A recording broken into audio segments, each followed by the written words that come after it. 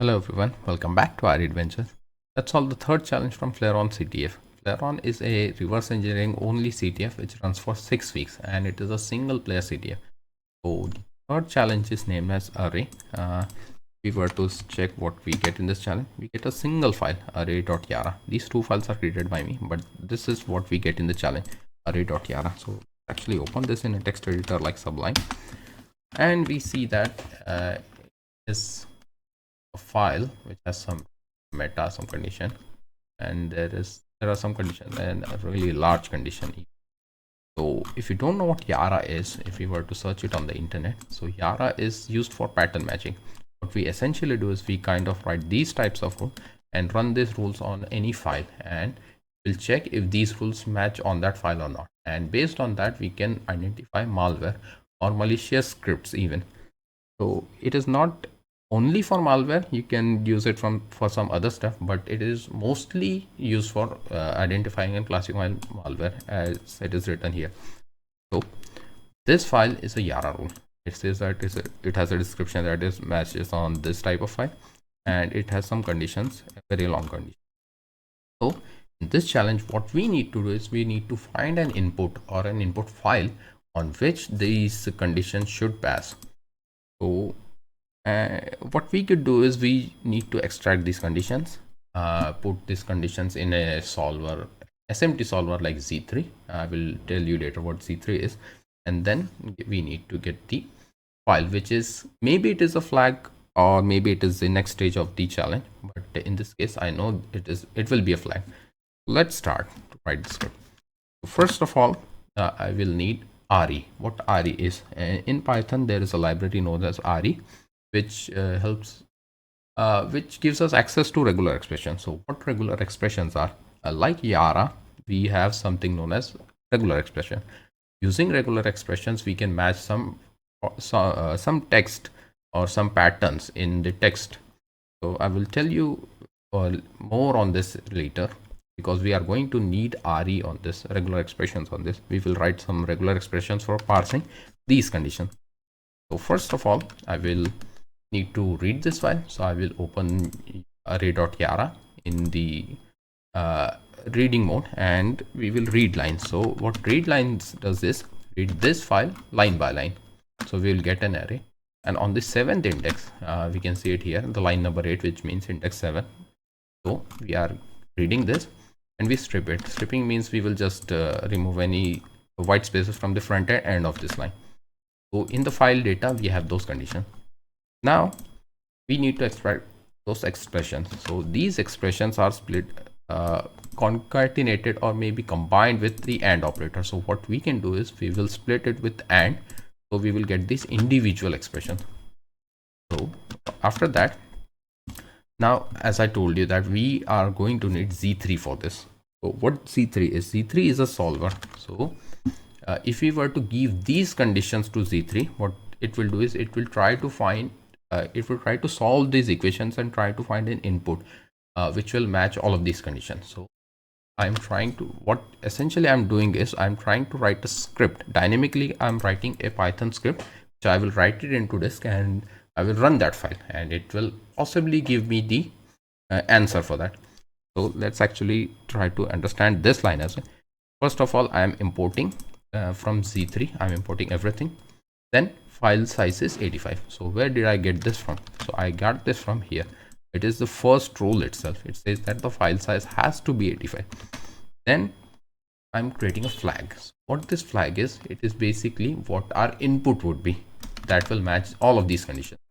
So it is a array of bit vectors. What is a bit vector? Bit vector is, let's say, an unknown in the Z3 which we are trying to find. So we are trying to find character by character. So we can see that this list has a size of file size which is 85.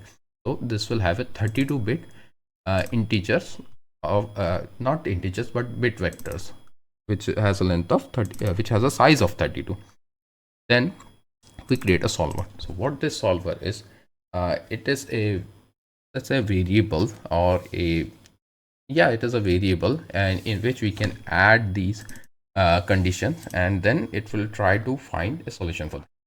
So in this loop, what I'm doing is for each and every element in the flag. So for each and every character, I'm adding that condition that it has to be greater than 31 and it has to be less than 127.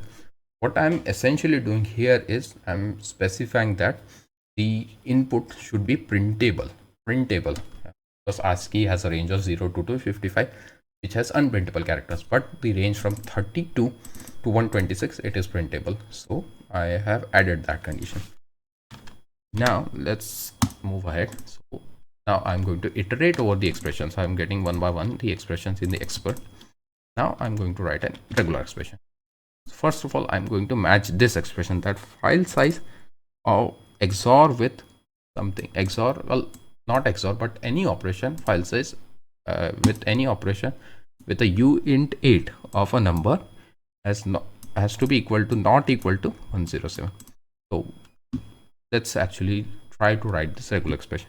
So I'm writing from the start. This caret means from the start. I'm trying to find file size, then a dot in parenthesis. Dot means this operator. So the dot can match anything, but in this case it will match this thing, whatever is in here. Then a space again, which will match this. Then a uint 8 literal. So it will just match uint 8. Then I have written backslash and an opening parenthesis. So because parentheses have a special meaning in regular expression and we need to match this, so we are using backslash. It will match this. Then in parenthesis, this is not started by a backslash, so this has a special meaning in regular expression, which means that it will match and give whatever is inside of this parenthesis, right? So in this parenthesis I wrote backslash d and a plus. What backslash d does is it will match digits, so it will match 1 2 3 4 any digit, and this plus means one or more, so it will try to match one or more digits here, so it will match this whole thing. Then I will close this. So what this will do, it will give me this number, right? Then I need a closing parenthesis, this one. So again I need to escape it because it has a special meaning. Then a space, then a space, and this space will match this space.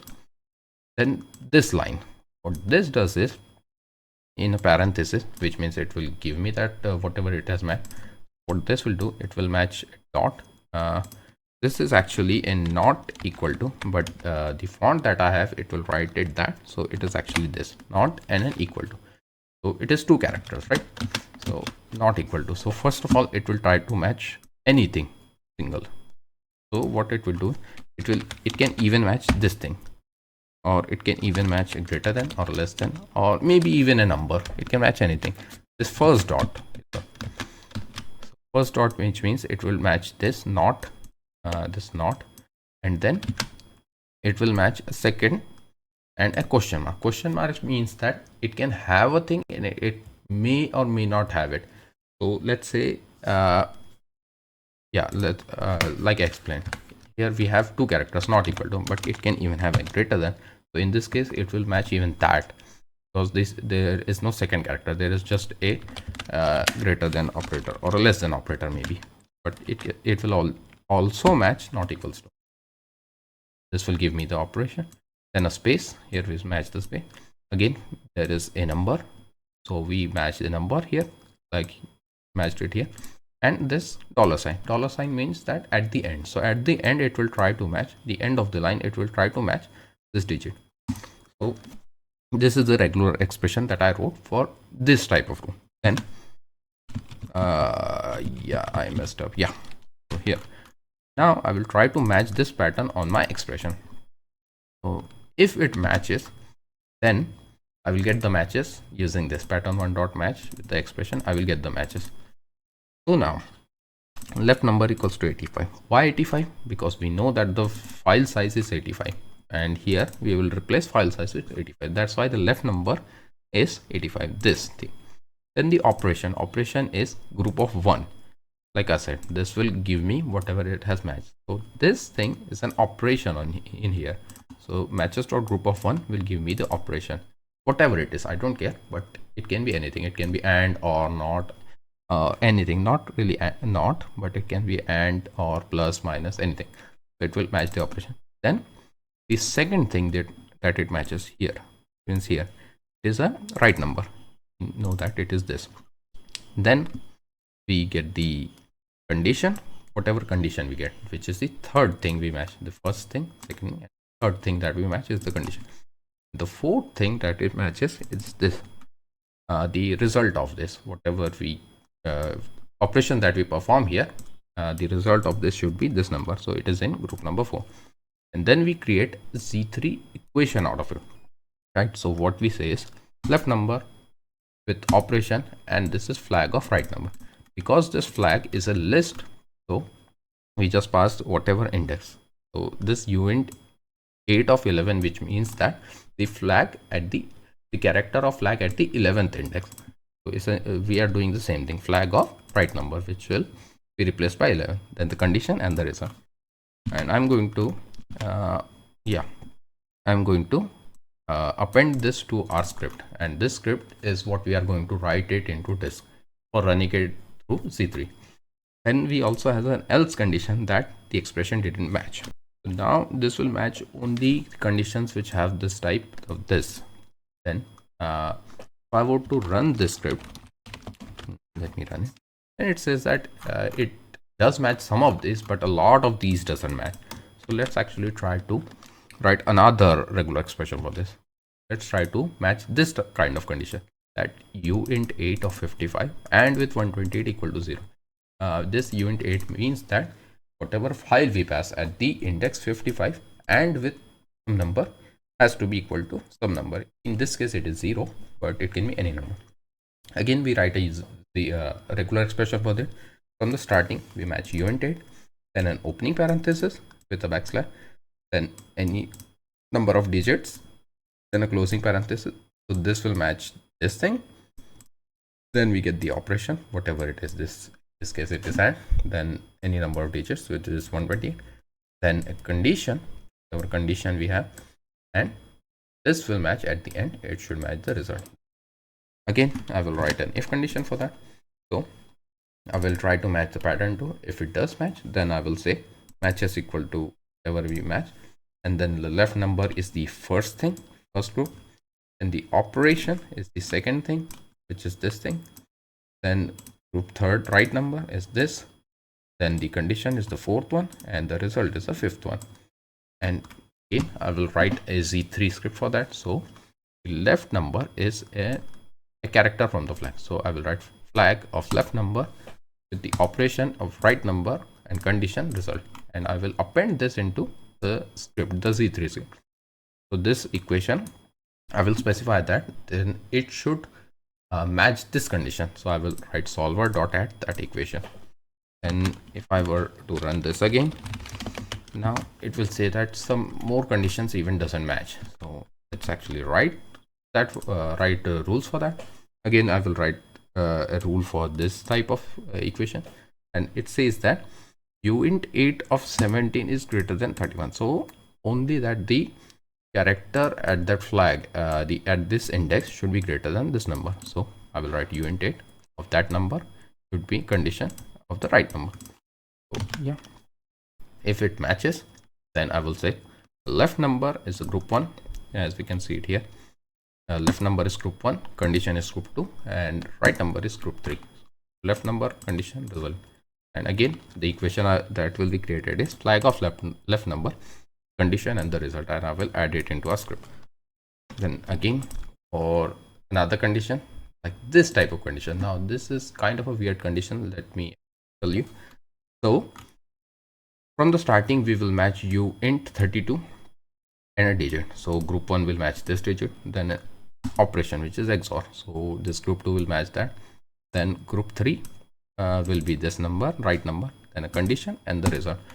Now actually let me write this else and let me explain it to you, because this is kind of weird. So first of all we get the matches. Left number, I'm going to convert this into an int for now, just for now. Now what I have written it here, because our flag is 32 bits, which means it is 4 bytes, right? It is 4 bytes. So all I want is the lower 8 bits of it. So I'm writing extract from 0 we write it in reverse order. So in Z3, this is a Z3 function, by the way.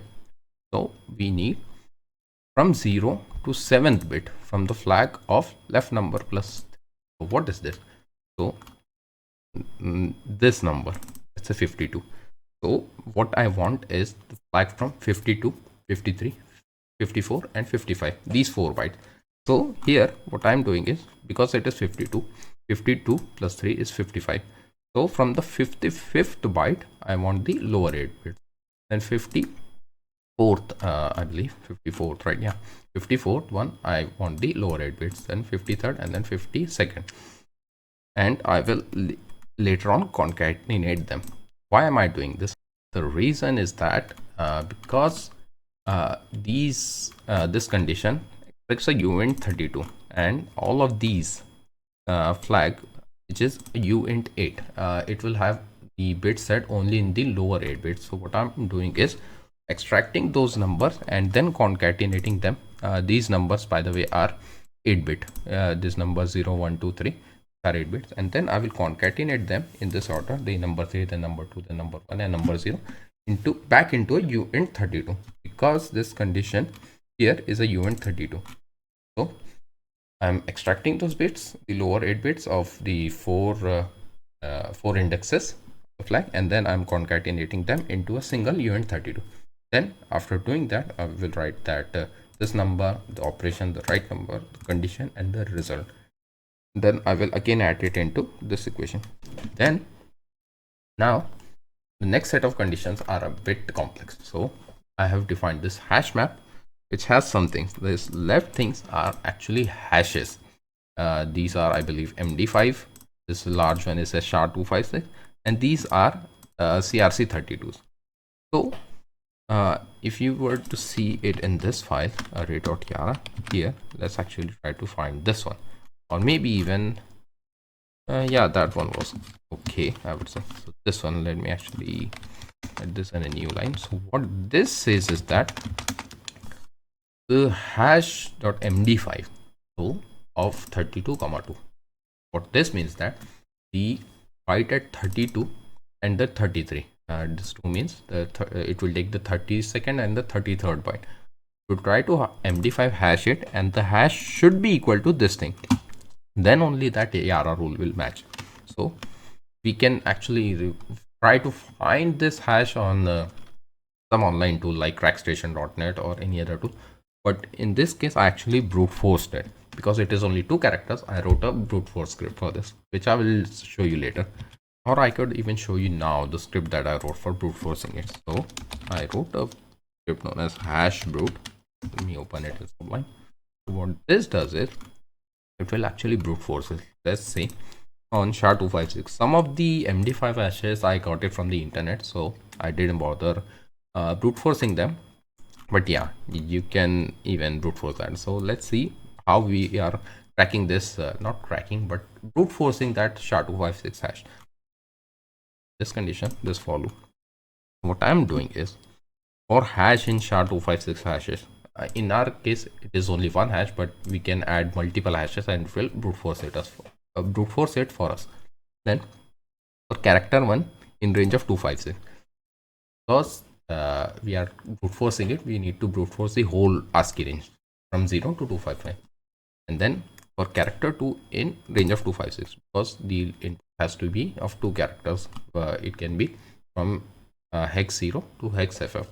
Then we concatenated the possible candidate. Then whatever we found, we will do a SHA-256 hex digest, and we will try to find the match. We will try to match it. If it does match, then we are going to print it, and we break it. So let's actually run the script, hash brute force. So we get this. For this hash, we get this match, which is a space and an S. The same thing I wrote for CRC32. Same thing, so character 1, character 2, match it, get the CRC and match it. And for these we get this. So I have copied this into our solver script here. So I have copied these rules here.